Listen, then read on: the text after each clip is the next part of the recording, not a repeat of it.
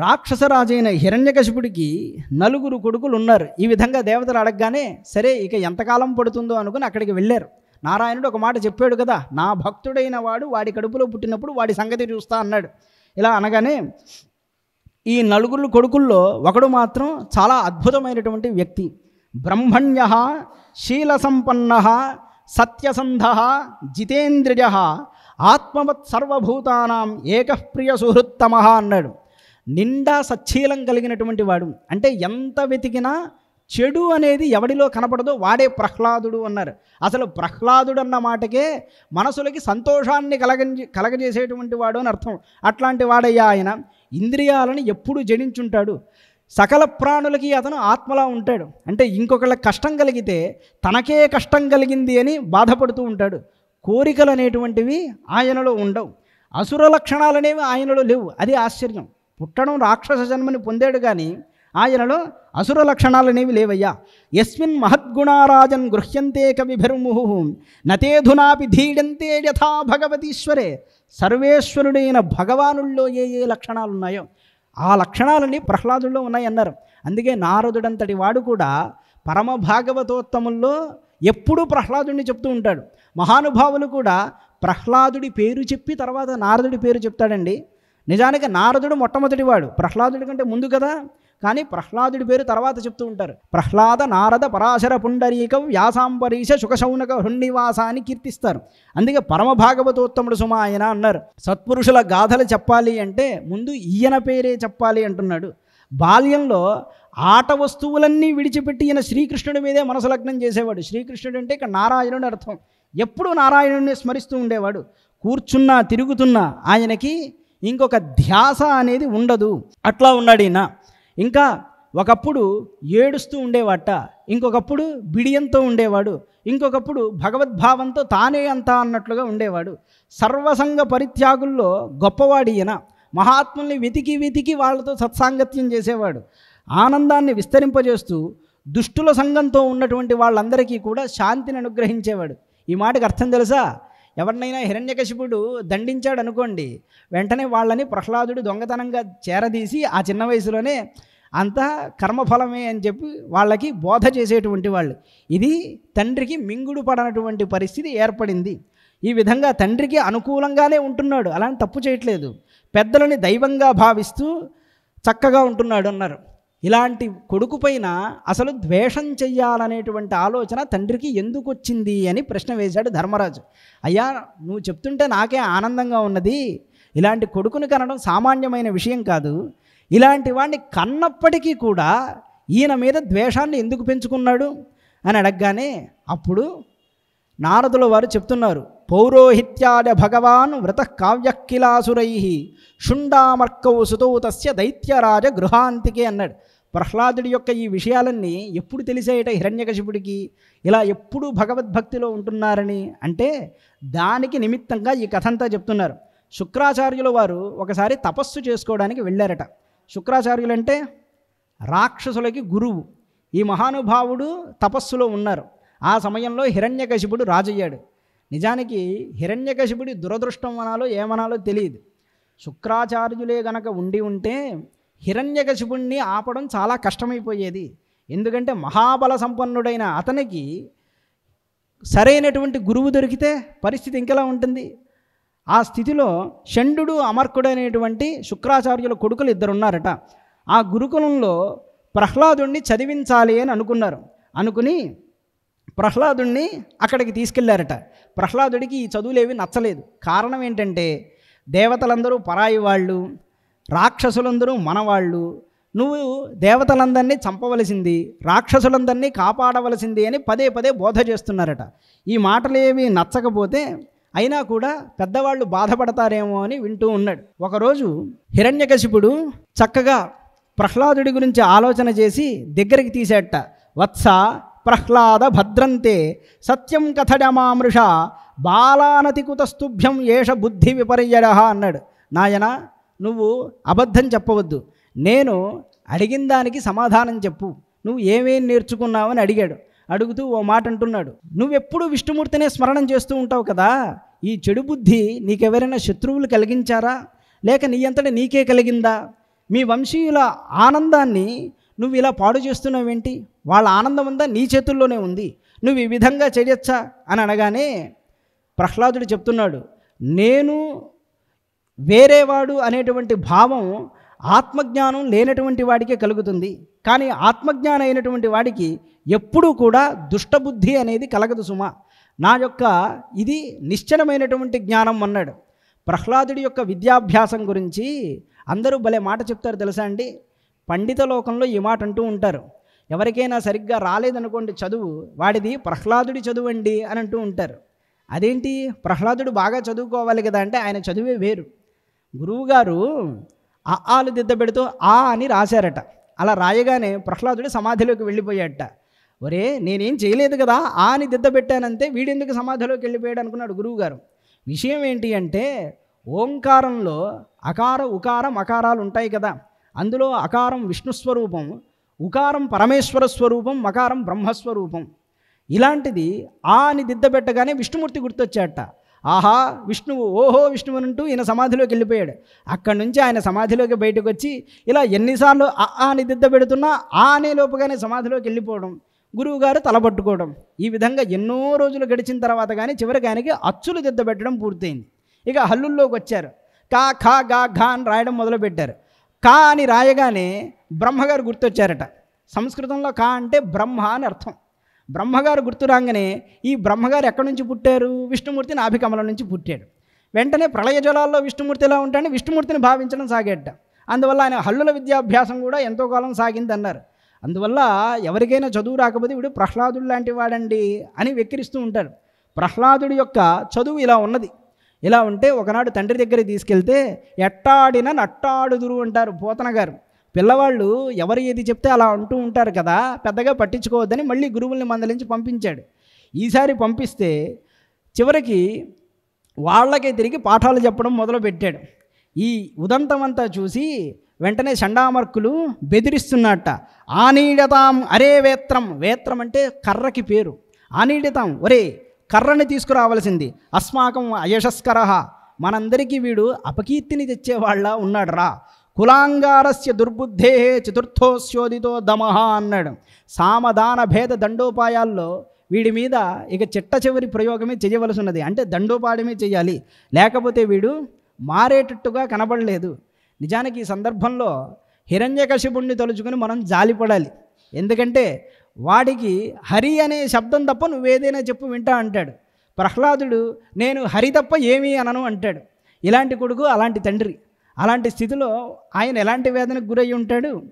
బ్రహ్మగారు ఈ వరం ఇవ్వలేదు కదా, అంటే ఎవరిని ఇతరుణ్ణి నువ్వు ఖచ్చితంగా చంపేస్తావని వరం ఇవ్వలేదు కదా, నిన్నెవరూ చంపరు అని వరం ఇచ్చాడు, కానీ నువ్వందరినీ చంపగలవని వరం ఇవ్వలేదు. ఇప్పుడు ప్రహ్లాదుణ్ణి ఆయన చంపలేకపోవచ్చు కదా, అలా కూడా ఆ వరంలో అవకాశం అనేది ఉన్నది. సరే ఇదిలా ఉన్నప్పటికీ కూడా గురువుగారు అంటున్నారట, ఒరే కర్ర తీసుకురారా వీడిని దండిద్దామన్నారు. అనగానే అప్పుడు గురువుగారు అంటున్నారు, దైతేజ చందనవనే జాతోజం కంటకద్రుమ, మన రాక్షసులు అనేటువంటి చందనపు చెట్ల వనంలో ముళ్ళ చెట్టులాగా పుట్టాడురా వీడన్నట్ట. ఎవరికి వాళ్ళని వాళ్ళు గొప్పగానే భావన చేసుకుంటూ ఉంటారు. రాక్షసులందరూ సుగంధభరితాలైన చందన వృక్షాలు, పాపం ప్రహ్లాదుడొక్కడే ముళ్ళ చెట్టు.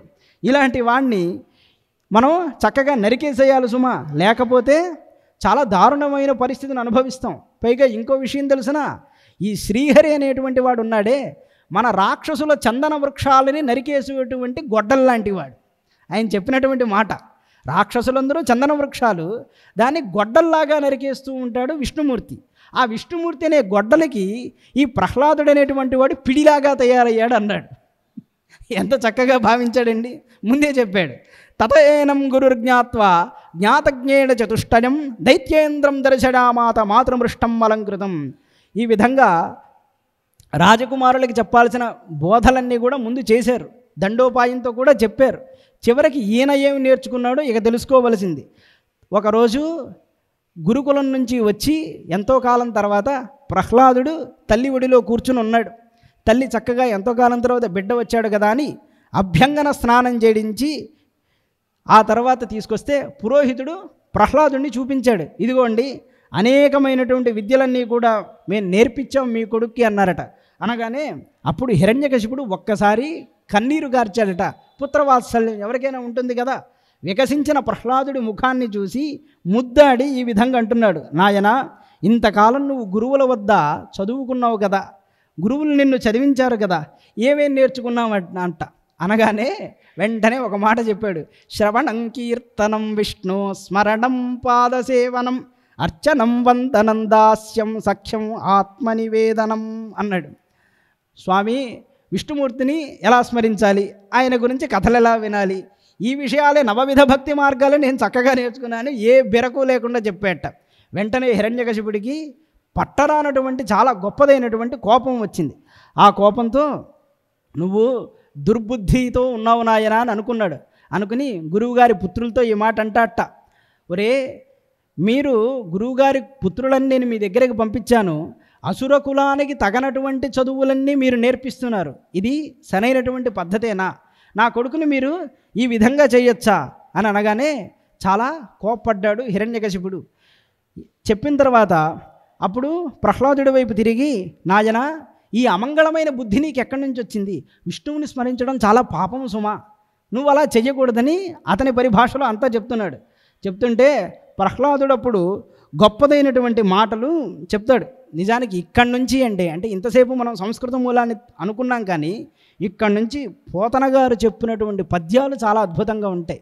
ఇంతసేపు నేను సంస్కృత మూలానికి చెప్పడం కారణం ఏంటంటే, సహజంగా ఈ చరిత్ర అంతా కూడా మనం తెలుగు భాగవతాన్ని అనుసరించి చూస్తూ ఉంటాం. సంస్కృతంలో ఎలా చెప్పారో సప్రామాణికంగా చెప్పడానికి నేను ఈ విషయం చెప్పాను. ఇక్కడి నుంచి పద్యాలు చాలా అద్భుతంగా ఉండేది పోతన భాగవతంలోనే, మనం అంగీకరించి తీరాలి. తెలుగు వాళ్ళ యొక్క పుణ్యమని చెప్పుకోవాలి. ఏ భాషకి ఇంత గొప్పతనం లేదు తెలుసా అండి, మనకే ఇలాంటి గొప్పతనం అనేది ఉన్నది. అదే అంటున్నాడు, నాయనా, మందారమకరంద మాధుర్యమునదేలు మధుపంపు బోవునే మదనములకు నిర్మల మందాకిని వీచికలందూగు రాడించచనునే తరంగిణులకు లలిత రసాల పల్లవ ఖాతిడి చొక్కుకోయిల చేరునే కుటజములకు పూర్ణేందు చంద్రికాస్ఫురిత చకోరకంబరుగునే సాంద్ర నీహారములకు అంబుజోదర దివ్య పాదారవింద చింతనామృతపాన విశేషమత్త చిత్తమేరీతి నితరంబు చేరనేర్చు వినత గుణశీల వేయి మాటలు నేలా అంటాడు. గురువుగారి దగ్గర అప్పచెప్పించినటువంటి పద్యమే ఇది. ఏమన్నాడు, నాయనా, గొప్పదైనటువంటి రాజహంస, మానస సరోవరంలో విహరించే రాజహంస అల్పమైనటువంటి కాలువలలోకి వెళుతూ ఉంటుందా, గంగా నదిలో ఉండేటువంటిది చిన్న కాలువలోకి వెళ్తుందా, అదేవిధంగా చక్కటి మామిడి పూతని తినేటువంటి కోకిల వేపాకుని తినడానికి ఉత్సాహాన్ని చూపిస్తుందా, నారాయణుడి యొక్క స్మరణాన్ని మరిగినటువంటి మనసు అల్పమైన విషయాలను తగులుకుంటుందా, అలా ఎప్పుడు కూడా కుదరదు సుమా అని ఈ విధంగా అనేకంగా మాట్లాడుతూ ఉన్నాడు ప్రహ్లాదుడు. ఇదంతా చెప్పి ఒక మాట అంటాడండి, ఇది మన జీవితానికి కూడా సారాన్నిచ్చేటువంటి విషయం.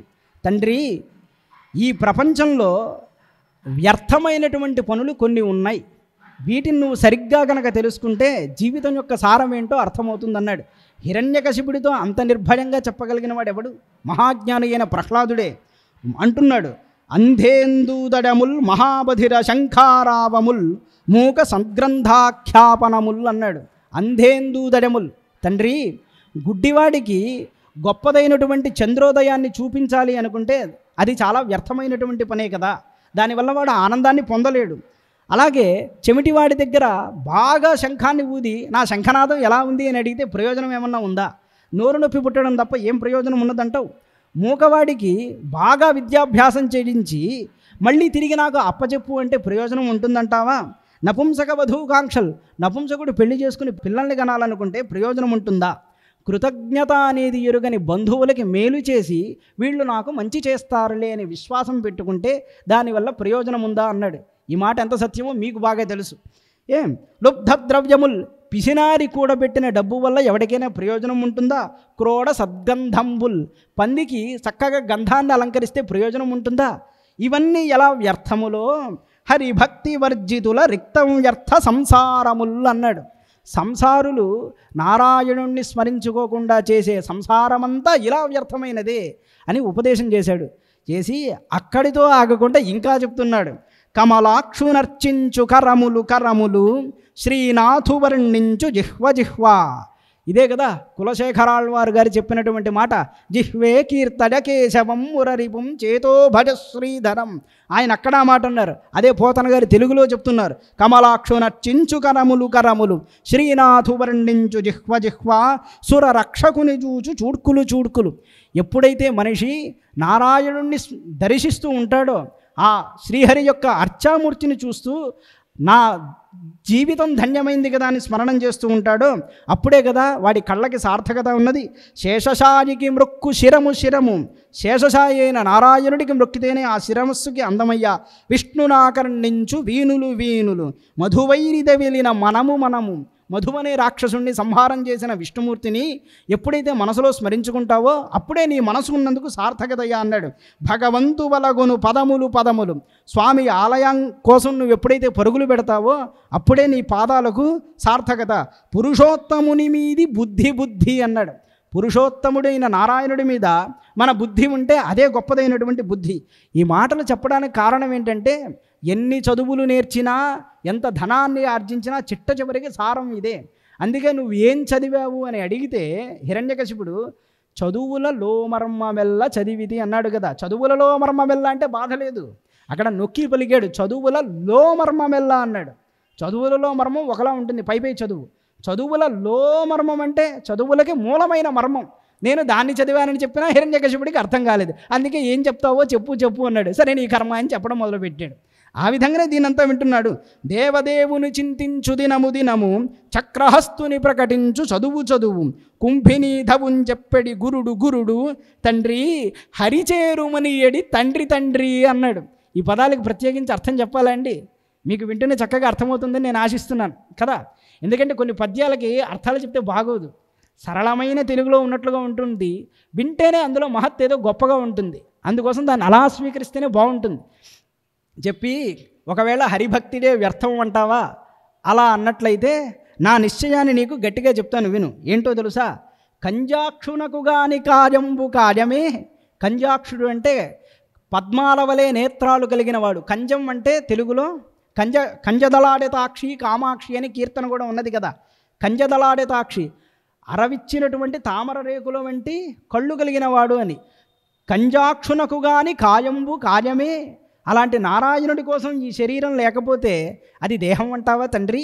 పవన గుంఫిత చర్మ భస్త్రిగాక, ఒక వాయువుతో తిరిగేటువంటి తోలు తిత్తయ్యా, దీనివల్ల ప్రయోజనం ఏమీ ఉండదు. వైకుంఠు పొగడని వక్త్రంబు వక్త్రమే ఢమ ఢమ ధ్వనితోడి ఢక్కగాక అంటాడు. డమరుగాన్ని అటు ఇటు తిప్పితే డబడబా శబ్దం చేస్తుంది, అలా నీ నోరు కూడా మాట్లాడుతూ ఉంటుందే తప్ప నారాయణుణ్ణి కీర్తన చేయకపోతే దానిలో ప్రయోజనం అనేది లేదు. హరిపూజనము లేని హస్తంబు హస్తమే తరు శాఖ నిర్మిత దర్విగాక. ఒక చెక్కని తీసుకుని మనం ఒక గరిట తయారు చేస్తే ఆ గరిట ఎలాంటిదో నారాయణుణ్ణి పూజించినప్పుడు నీ చెయ్యి కూడా అలాంటిదే. కమలేషు చూడని కన్నులు కన్నులే. నారాయణుణ్ణి దర్శించాలనే ఉత్సుకత లేక నువ్వు చూడవా? అలా చూడకపోతే నీ కన్నులు కన్నులేనా? తనుకుడ్యజాల రంధ్రములుగాక. ఒక గోడకి 2 కన్నాలు ఎలా ఉంటాయో నీ శరీరం అనే గోడలో 2 కన్నాలు లాంటివే నాయన ఈ కళ్ళు, దానివల్ల ప్రయోజనం లేదు. కమలేషు చూడని కన్నులు కన్నులే తనుకుడ్యజాల రంధ్రములుగాక చక్రి చింతలేని జన్మంబు జన్మమే తరళ సలిల బుద్బుదంబుగాక. నారాయణుణ్ణి చింతన చేయని జన్మం ఎలాంటిదో తెలుసా? నదిలో ఒక నీటి బుడగ క్షణకాలం పుట్టిపోతూ ఉంటుందయ్యా. అట్లాంటి జన్మ తప్ప దానికి సార్థకత అనేది చేకూర్చదు. విష్ణు భక్తి లేని విబుధుండు విబుధుడే పాదయుగముతోడి పశువుగాక అన్నాడు. ఎంతటి బుద్ధిమంతుడైనా విష్ణు భక్తి లేకపోతే వాడు 2 కాళ్లతో సంచరించే పశువు లాంటి వాడు సుమా. దీనివల్ల వాడు దేన్ని పొందలేడు. సంసార జీమూత సంఘంబు విచ్చునే చక్రిదాస్య ప్రభంజనము లేక తాపత్రడాభీలదావాగ్నులారునే విష్ణు సేవామృత వృష్టి లేక అంటున్నాడు. సంసారం అనే మేఘాలు బాగా దట్టంగా కమ్మేస్తే హరిసేవనం అనేటువంటి కృపావాయువు లేకుండా ఆ మేఘాలు విచ్ఛిన్నమవుతాయంటావా? జ్ఞానమనే సూర్యుడు ఎవడి హృదయంలోనైనా వికసిస్తాడంటావా? అలాగే తాపత్రయాభీలదావాగ్నులారునే, తాపత్రయాలనేటువంటి అగ్నులు మనల్ని కాల్చేస్తూ ఉంటే నారాయణి కృపాదృష్టి అనే అమృత వర్షం కురవకుండా అవన్నీ శాంతిస్తాయంటావా?